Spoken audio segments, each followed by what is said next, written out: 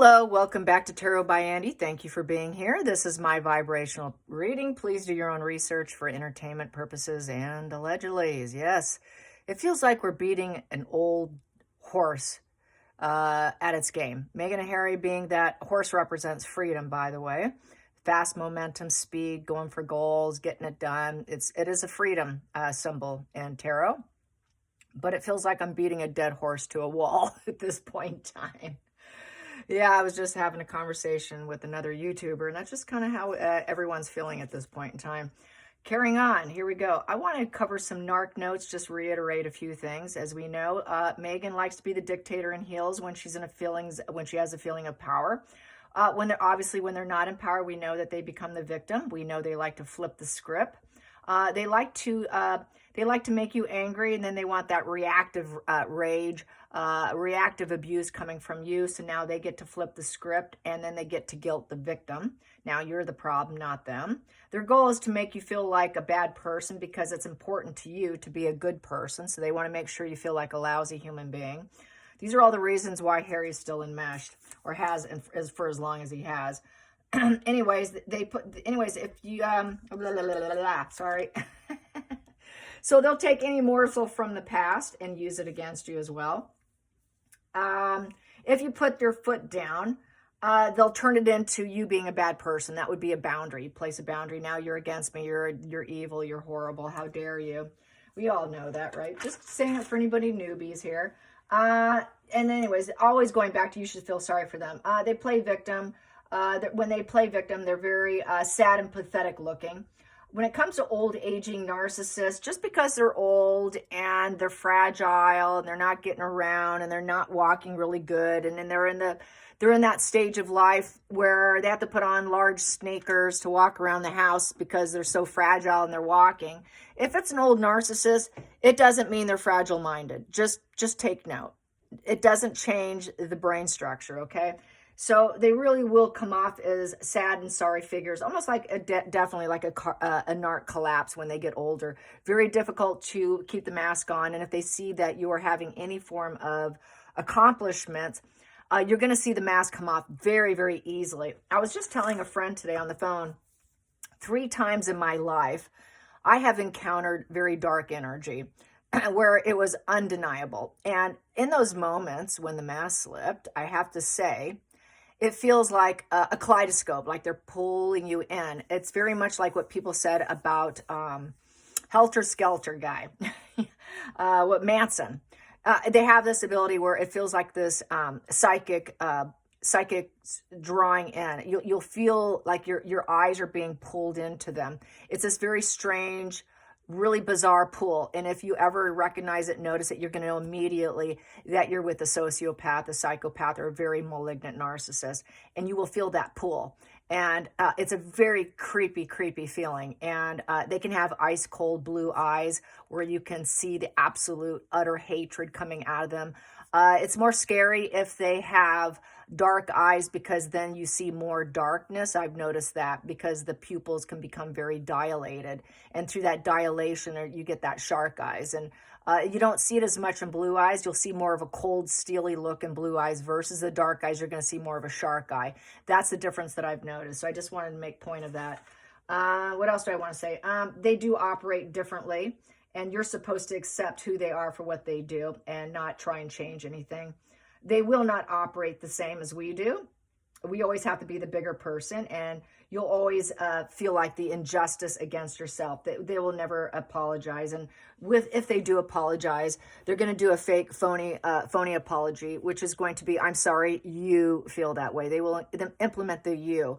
The fact that they don't add an I is representation of lack of empathy and accountability. They want to offshoot it onto you. That's why they'll say, I'm sorry, you feel that way. That you is a salesman tactic that they use in just about any beginner sales training for any major corporation. I was trained that way, so I know what it implies. I'm not responsible. I'm sorry you're unhappy. What are you going to do about it? They don't want to do anything about it. So that's very salesman-y. So if someone does that in your life, correct them and say, no, you must insert the word I, otherwise it's not an apology. It's a phony facade of covert, passive-aggressive narcissism, with very cognitive. It's not even cognitive, to be honest. It doesn't even register as cognitive empathy. So here we go, carrying on. They know that you want peace and that you need to find peace, but they're not going to allow that. They're going to disengage with you. They won't let you have closure. And so basically, when they have no power over you, when they have no expectations of change, or when you have no expectations of change, you have to grow and expand yourself and watch your own back. And peace obviously is walking away and not dealing with them again, because they're not going to change. They're just not. Even when they're in an old body, it's still the same. They will sometimes try to get some closure at the end, or they might try and act more kind more often. But the fact that they lack the ability to maintain that, you're going to see them slip up constantly. Just because you might have one nice evening with them and, oh, wow, that was so pleasant, so nice. Don't get your hopes up. Nothing's going to change. It will remain the same. I've seen it time and time with elder narcissists. I'll think, wow, they're turning a corner. But no, time and time they let me down. So don't expect it. They lack that whole object consistency. It's a love-hate that's always teetering back and forth, and it's a very dehumanizing feeling and effects on other people. And they keep you confused. Confusion is evil. That's where this book comes in, People of the Lie. It talks about confusion and how confusion and lie is a definition of evil.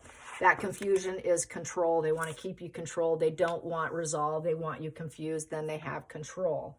So it's a deep trauma that's formed that prolongs the attachment. That's why Harry has stayed, because it's that codependency energy there. So it's a deep trauma, and it prolongs the attachment, and then they get to keep devaluing you to a point of no confidence, and you're not feeling worthy of anything. And then they will use that against you and say, well, who would want you? Look how broken and shattered you are. You're so lucky to have me. I mean, who's going to put up with you? So they got to break you so they can break you more, so that you don't leave, and they can keep that entrapment going.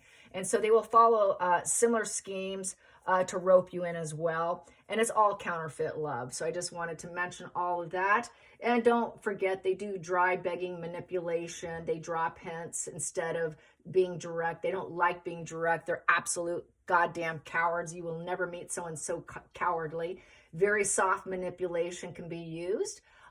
People will feel compelled to offer assistance through that confusion and cowardly energy and dry begging of asking for resources and help. They want you to be in servitude to them. They want you to be a slave to them. So I just had to reiterate all of that. And so just to get that back into your mind in a nutshell. And just that's for me, just doing it real quick and cool and just getting that done. Because sometimes we need that reminder. It's like taking notes of favorite quotes. There was one viewer that really loved the last quote about Harry wanting to be king, but they don't want any of the responsibilities. And some people do collect quotes. And collecting quotes is really a good way to remind you of the toxicity. And I don't have a collection of them, but it made me think, wow, I should have a file of fantastic quotes, because I have collected so many through the years, and I just haven't utilized them.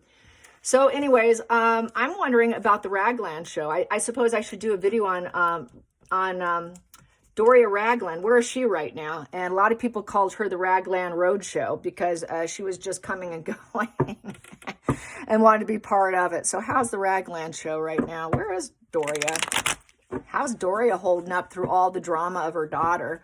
How's Doria holding up? How's Doria holding up? Doria, how are you holding up, Doria? What's going on with your daughter? How is the connection? How are you feeling? How are you feeling? How are you feeling about the situation, Doria?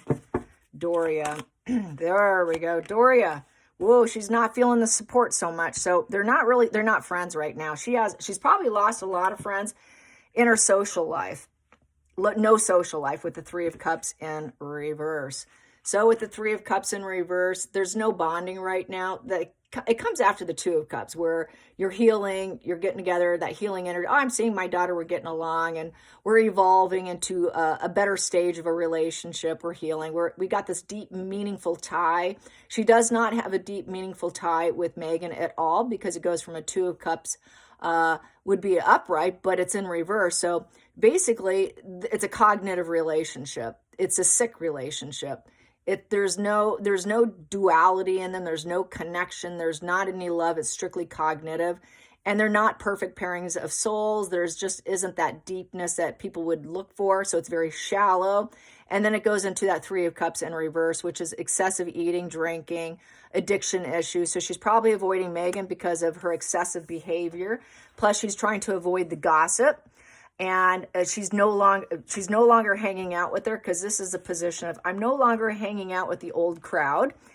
It's also envy of victory. So through that cognitive energy, because she's much like their mother like daughter, she's envious of Megan's victories. And basically she's wondering when Megan's going to fault again. And she probably just tells people, oh, it's just gossip, because that might be some form of cognitive empathy for her daughter, probably so she can get back in and get a lot of excessive eating, drinking, and sort of partying in a dark way to oblivion. So really, it's just, it's a very phony facade right now. It's a no position, so they're not probably seeing each other. After the Two of Cups in reverse, of probably getting in a fight and splitting their own ways for the time. So I would not expect them to have, if they do hook up for Christmas, it's not going to be it's just going to be a lot of heavy eating and drinking, but very unfulfilling, and a lot of obstacles to overcome in terms of even trying to celebrate together. And it's a celebration in reverse. So it's not likely that even Megan's going to be with her mom at Christmas. I'm saying no to Christmas. Then I'm going to pull these, because these won out next. I'm going to take those. Challenging position is debating what to do next. She wants to stay blindfolded to the gossip. She doesn't want to hear it. She doesn't want to see it. So she's basically got her heart chakra blocked. Her heart's blocked. It's always cognitive. My heart's blocked. I really don't want to see or hear from her. Focal point here, she's a devil. Devil enmeshment. Yes, it is basically, she's tempted. She's tempted from the trappings that Megan can offer her, but she also knows it's a failure of love, and Megan is basically a walking red flag, and so is she. It's an addictions card, very dark and desperate and trapped in the shadow self. Past position is they were hot for each other. They thought they can start a new relationship when she married Harry, and they went for it. They thought that would be a total new beginning of a journey. Hidden energy here is they were in good communication while Megan had the trappings with the devil and was able to get what she wanted when she wanted it. And she was all there for it. She was really, yes, I like this. Give me the thumbs up. Let's do this. So they were sort of team players. This is teamwork makes the dream work of the Three of Pentacles. So I'm going to stop there, and then I'm going to pull some more for the next, going into the future. Going into the future. Going into the future, we have here, you're not welcome to my house to party with me. We're not going to do it. Shattered family. I had to move out. I don't have a place for you to come to. We're broke. We're poor. You don't fit in. Everything's on quicksand. Everything's moving out. It's just caught up in drama. So it's just not a good relationship. It's total toxicity, claiming toxicity, very fair weather friend. And she's just going to say, well, I guess I don't fit into Megan's life. So there you have that. Let's pull this over to the side here. Yep, there we go. And then I will do the next row. Feelings in the situation. Feelings in the situation for Doria. The feelings. Feelings is harsh commentary, harsh arguments, the know-it-all child. Yeah. Investigation, spying, people talking. So she doesn't want people looking into her. So I think she likes to go AWOL, much like her husband has been. So definitely with the Page of Swords is she's always been difficult. She's always thought she knew it all, and she likes to tell her mother what to do. So there's that lack of respect. Let's get to the outside influences for Doria and Megan. Lies and snake energy and masking up. So basically it's always been unstable. It's always been an unfit relationship of toxicity and cognitive energy of just money, drugs, let's get what we want, the sex, drugs, rock and roll, communicating of what kind of fun, what kind of control can we get over other people, which completely put them into a quicksand position of not doing well. And it's all built on lies. They're just total fair weather friends, and they would mask up when Megan needed her. Megan would say, I have a problem, Mom. Mask up. Let's pretend that we're in alignment. So it's total, barely putting in effort. She knows Megan has stolen things. She has some of Megan's money that she is hiding. and probably will not return the money because that would be returning it. We know that she has over $6 million in a bank. Outside influences. Hopes and fears, excuse me. Nope, that was outside influences. Hopes and fears, hopes and fears, hopes and fears. Well, that wants out. Hopes and fears. Let's do it again. Oh, God. Oh, the harsh commentary, fighting over, let's mask up and let's make it happen again. Because we can think it, we can do it. We have new opportunities, let's do it. Smooth talker, let's smooth talk some people. Final outcome. She got the smooth talker energy and that dark energy from her mother, and she's always been a fair weather friend of masking up and being a harsh commentary and spying on other people so that she can get what she wants. Very dark energy of total master manipulation of toxicity, and nothing good about this. Final outcome. I've got 2 of them here. Wow, it's not working. Neither one of them are growing. I got 2 cards here. They have a dark plan. They like to fight over dark plans, over what they can do next to make shortcuts with the 8 of Pentacles in reverse. And they're battling out over where they should do and what they should do. It's the battle of the egos over dark planning. How screwed up is that? Forced labor. She feels like she was a part of forced labor for Megan, and there was nothing but stirring up problems. So she felt like Megan was enslaving her. And she's dark enough to recognize it. She's dark enough to know that she does the same thing. She's dark enough to know she's a snake as well. She's dark enough to know that she thinks she's a know-it-all. She's dark enough. She's just like her daughter. So naturally, these dark plans, calculating and manufacturing the idea of affluence and fulfillment is all fake. So she's got some physical issues, mental issues. She doesn't feel safe around Megan, and it's a feeling of entrapment and being bullied and trying to fight over dark plans on what they can do next to get control, to mask up and get what they want. And they've always communicated like that. They've always communicated like that. They've always been heart chakra blocked. They've always been intellectually fighting over who's right. I'm right. No, you're not. I'm right. Let me tell you how it is. They've never been truly friends. It's fair weather friend, fair weather friend. But at one time when she first married Harry, the spark was there, but it was a very brief spark of opportunity, a new beginning for business, money, starting something new, sexy relations. She started a new relationship. She wanted to be there to blaze that path and go for it with her. But as you can see, that path completely burned up to, it looks like basically a tower crashing moment in reverse, where she's feeling envious and she's feeling it towards Megan, and there's a lot of disaster and trying to deny it and waiting for breakthrough insights, but it's not coming. It's very scorched earth sort of vibe is what I'm getting at. Hope you enjoyed this. Till next time, like and subscribe, and thank you for being here. Bye, you guys.